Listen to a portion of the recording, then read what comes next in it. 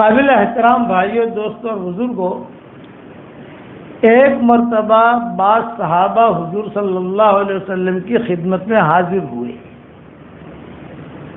اور انہوں نے آ کر یہ پوچھا کہ حضرت، لوگ بہت مال خرچ کرتے ہیں اللہ کے راستے میں، لیکن ہم لوگ بخیلی کی وجہ سے مال نکلتا نہیں ہے۔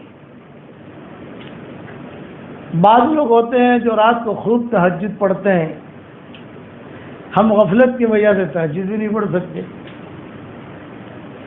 بعض لوگ وہ ہیں کہ جو اللہ کے راستے میں جد و جہاد کرتے ہیں، نکلتے ہیں، غزووں میں جاتے ہیں، ہم سے وہ بھی نہیں ہوتا۔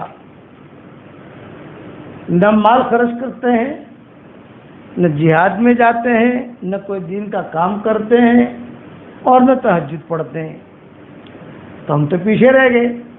بڑے بڑے کام جو ہیں وہ تو ہم نے کیے نہیں۔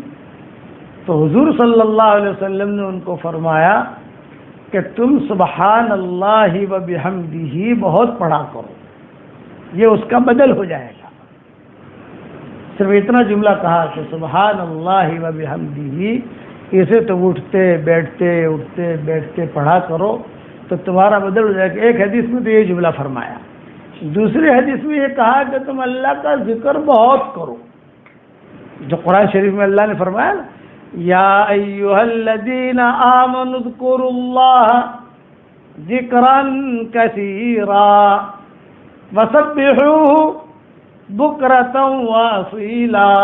اے ایمان والو، اللہ کا ذکر بہت کرو اور صبح شام اس کی تسبیح بیان کرو۔ یہ حکم ہے آسمانوں سے، یہ آسمانوں سے اللہ کا پیغام ہے، یہ اللہ کا خط ہے۔ اس کو خط بھی کہتے ہیں، پیغام بھی کہتے ہیں، دونوں چیزیں کہتے ہیں، علماء نے دونوں چیزیں لکھی ہیں۔ تو یہ آسمان سے اللہ کا ذکر بہت کرو، تو ہمارے یہاں غفلت بہت ہے، ہمارے یہاں پیسے بھی نکلتے نہیں ہیں، کوئی لمبا چوڑا کام بھی نہیں کرتے۔ تو آپ حضرات کو میں نصیحت کرتا ہوں کہ 3 ذکر کی پابندی شروع کر دو، آپ جتنا ہو سکے اتنا، اٹھتے بیٹھتے 3 چیزیں زیادہ سے زیادہ پڑھتے رہو، اور ہر ایک کی زبان پر وہ چیزیں آتی ہیں، یہ نہیں کہ نہیں آتی، اس کا ریٹ زیادہ ملے گا آپ کو۔ جب تک کلمہ بہت پڑھو تو ہمارا ایمان تازہ ہوتا رہے گا کہ پتہ نہیں زندگی کی کون سی گلی میں زندگی کا آدمی کی شام ہو جائے تو ظاہر بات ہے کہ آدمی کلمہ پڑھتا رہے گا تو اس کا آخری کلمہ زبان سے جو جملہ نکلے گا وہ کلمے کا نکلے گا تو سدا جنت میں۔ دوسرا، استغفار بہت کرو۔ تیسرا، درود شریف بہت پڑھو۔ اپنا ٹائم باندھ لو، آپ 24 گھنٹے تو 24 گھنٹے میں ہر وقت آدمی نہیں پڑھے گا، کھائے گا بھی، سوئے گا بھی، میٹنگ بھی کرے گا، بات بھی کرے گا، بس اتنا کہ ابھی مجھے جو ہے صبح کے وقت میں کلمہ بہت پڑھنا ہے، دوپہر کے وقت میں استغفار بہت پڑھنا ہے، اور رات کے وقت میں درود شریف بہت پڑھنا ہے۔ بس چلتے پھرتے اللہم صلی علی محمد۔ درود شریف پڑھنے کا سب سے بڑا فائدہ یہ ہے کہ آدمی ایک مرتبہ درود شریف پڑھتا ہے تو فرشتہ اس آدمی کا نام اور اس آدمی کے باپ کا نام، ماں باپ کا نام لے کر وہاں درود پہنچاتا ہے، یعنی کہ ہمارا نام، ہمارے ماں باپ کا نام وہاں پہنچتا ہے حضور کے دربار میں۔ کتنی بڑی فائدے کی چیز ہے، فائدہ ہی فائدہ ہے اس میں۔ اچھا، باقی نیکیوں کے لیے اخلاص ضروری ہے، کلمہ اخلاص سے پڑھو، استغفار اخلاص سے پڑھو، درود شریف کے لیے اخلاص ضروری نہیں ہے۔ تو درود شریف کے لیے اخلاص اتنا، آپ بغیر اخلاص کے پڑھو گے وہ درود شریف جو ہے بغیر اخلاص کے پڑھو گے تو بھی اخلاص کا ہی وزن ملے گا۔ یہ ہماری شریعت میں ایک ہی نیکی ایسی ہے کہ جس میں اخلاص کی ضرورت نہیں ہے۔ آپ نے غفلت کے ساتھ پڑھا، اٹھتے بیٹھتے پڑھا اللہم صلی علی محمد، اتنا پڑھ لے۔ ایک بزرگ تھے، وہ تو جب بھی اپنا کوئی کام کاروبار وغیرہ جب شروع کرتے تھے، جیسے یادیں بناتے ہیں لوگ، کبھی آج یہ کام کرنا ہے، آج یہ کام کرنا ہے، آج یہ کام کرنا ہے، تو سب سے پہلے لکھتے تھے بسم اللہ الرحمن الرحیم، پھر نیچے لکھتے تھے اللہم صلی علی محمد وعلی آل محمد، بس اس کے بعد اپنا کام شروع کرتے تھے کہ نمبر 1 یہ کام ہے، نمبر 2 یہ کام ہے، نمبر 3 یہ کام ہے، تو فرماتے تھے کہ اللہ میرا کام ایسا بنا دیتا ہے، لکھا اور کام ہو گیا، لکھا اور کام ہو گیا، لکھا اور کام ہو گیا. ان کی عادت ہی تھی. اچھا جب ان کا انتقال ہوا تو پیشی ہوئی، اللہ نے فرشتوں سے کہہ دیا ابھی معاف کر دو ان کو. تو یہ آہستہ آہستہ ہی پوچھنے لگے کہ میں تو گنہگار ہوں، میں نے بڑا کام کیا نہیں ہے، یہ معافی کائے پر ملی؟ بولے بسم اللہ الرحمن الرحیم اور اللہم صلی علی محمد وعلی آل محمد پر معافی ہوئی تھی. تو جو لکھتا تھا نا اس پر معافی ہوئی ہے. ان کی عادت تھی. اب ان کا جو چوپڑا ہوتا تھا نا حساب کتاب کا، آج کل تو کمپیوٹر آ گئے، آج کل تو سارا جو ہے لیپ ٹاپ پر سارا حساب آ گیا، اس پر آ گیا. لیکن اب ہمارا ابھی امریکہ، کینیڈا، وینکوور وغیرہ کا سفر ہوا، ٹورنٹو وغیرہ کا، لاس اینجلس کا 1-1.5 مہینہ پہلے. اب تو وہاں بھی لوگوں نے کام شروع کر دیا ہے کہ ہم نے جو حساب کریں گے تو پہلے لکھیں گے بسم اللہ الرحمن الرحیم، پھر لکھیں گے درود شریف، اور پھر اپنا جو ہے دھندا شروع کریں گے. بولے مولانا بہت برکت ہوتی ہے. جب لکھنے میں یہ ہے تو پڑھنے میں کتنی برکت ہوگی یہ بتاؤ. اس لیے آپ اپنے گھر کا یہ معمول بنا دو، یہ میری طرف سے آپ کو ہدیہ ہے، آپ اس کا معمول بناؤ. تو اس معمول 3 چیزوں کی کثرت کرو. تو یہ 3 بڑی بہنیں ہیں، علماء نے لکھا ہے یہ 3 بڑی بہنیں ہیں. یہ بڑی بہن جب آتی ہے تو چھوٹی چھوٹی بہنیں سما جاتی ہے، یہ چھوٹے نیکیوں کو پھر پکڑ کے خود لے آئے گی. پھر یہ 3 بہنیں نماز کی بھی توفیق دلوائے گی. اسی 3 کی وجہ سے روزہ رکھنے کی توفیق ملے گی، اسی 3 کی وجہ سے قرآن پڑھنے کی توفیق ملے گی، اسی 3 کی وجہ سے عمرہ کرنے کی توفیق ملے گی، اسی 3 کی وجہ سے حج میں جانے کی توفیق ملے گی. لیکن یہ 3 کام آدمی زیادہ کرے. علماء نے لکھا ہے جو آدمی کلمہ پڑھتا رہے گا اور استغفار کرتا رہے گا اور درود شریف پڑھتا رہے گا، وہ آدمی کو پتہ نہیں چلے گا کہ اس کے کھاتے میں کیا آ رہا ہے. جیسے جو بہت مالدار لوگ ہوتے ہیں، ملینئر کہو یا ٹریلینئر کہو، تو ان کو پتہ نہیں ہوتا کہ میرے کھاتے میں پیٹرول کے کتنے پیسے آ رہے ہیں. وہ فون کی گھنٹیاں ہی بجتی ہوگی تو گھنٹیاں ہی بجلی بند ہو جائے گی، اتنے پیسے آتے ہیں، ان کو پتہ نہیں ہوتا. ویسے یہ جو 3 کام کرے گا اس کو اتنی نیکیاں ملے گی، مرنے کے بعد پتہ چلے گا. اچھا کلمہ میں لا الہ الا اللہ محمد رسول اللہ پورا پڑھو.